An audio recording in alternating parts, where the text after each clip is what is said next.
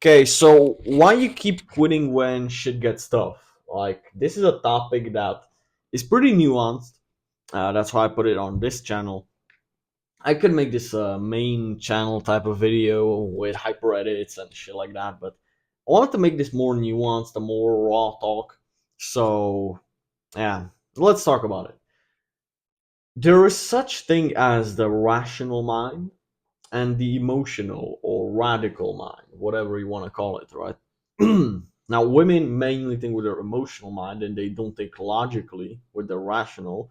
And men think rationally, but we also think emotionally in tough situations, and that's what I'm going to talk about. So, David Goggins explained his Navy SEAL training, right? It was called Hell Week when it's 130 hours. You get on that beach, the first wave of freezing cold water hits you, all the motivation goes up.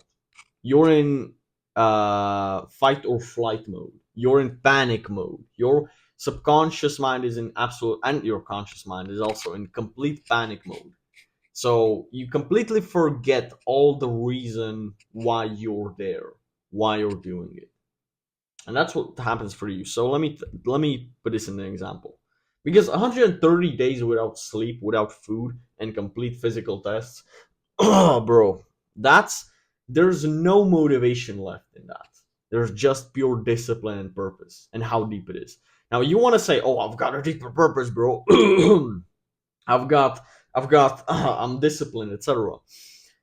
Say that after you've completed at least like 48 hours without sleep and food, and you still have to record YouTube videos, and you're still gonna edit that video, and you're still gonna upload it on YouTube, and you're still gonna do your work tasks, which may be other things.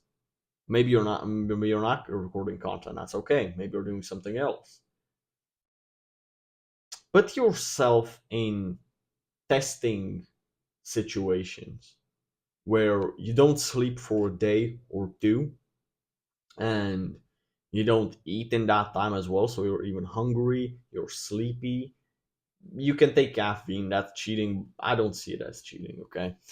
And see if you'll push through even when you're tired, because bro, anybody can be motivated and disciplined after 8 hours of sleep, right? So you can be disciplined, right?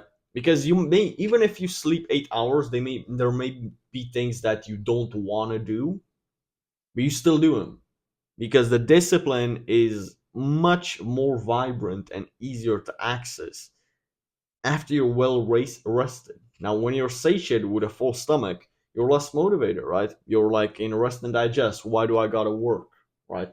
So that's why I always just get your most important tasks of the day in that fasting period, before any sugar, before any food, even eggs, even before any food. That was always my recommendation. I'm gonna stick by that. But when you don't sleep for 30 hours, 40 hours, 50 hours without sleep, and you have a work task that you have to do, bro, going on or maybe even like physical, okay? It doesn't have to be work task. Maybe you have 100 push ups after 2 days of not sleeping is extremely tough. Running for 5 kilometers after 48 hours of not sleeping, bro, that's extremely tough. Trust me, bro, when you're well rested, that's easy. When you're fucking sleep deprived and you haven't slept in 2 days, it's almost impossible. It feels like the fucking weight of the world is on your shoulders. It almost feels impossible. And when you just find a way to fucking push through it, even you do the push ups with shit form, you run but more like walk and just jog and jump, with your calves, you still get it somehow done. It feels amazing, even if it's painful, even if it's tiring, obviously, even if it's tough. Now, I'm not telling anybody to go do that. I'm not telling anybody to go 2 days without sleep. I'm telling you, man, discipline honestly comes through getting the thing done no matter the conditions that you're under, no matter the situation. And that's where I believe that true discipline comes in. Discipline no matter what. Because if you're dependent on that 8 hours of sleep, maybe in the business you're gonna, maybe in the future you're gonna have a business trip that takes 3 days and you can't sleep because you have so much stress, and you still gotta go on a sales call, and you still gotta do this and this, and you gotta be there the next day, so you're only gonna get 2 hours of sleep, a little nap, and you're gonna have to function. So why not train yourself for that in your brokey days? I mean, I think that's like probably one of the best things you can do for yourself when things get tough. Yeah, or maybe your girlfriend has broken up with you, and this may seem pathetic, but a lot of guys actually turn into bitches and to pussies after that happens. This is the time for you to test when even emotionally you don't feel well. You feel weak, you feel heartbroken, you feel hurt, but you still do it. You still do your work tasks, no matter how hurt you are inside.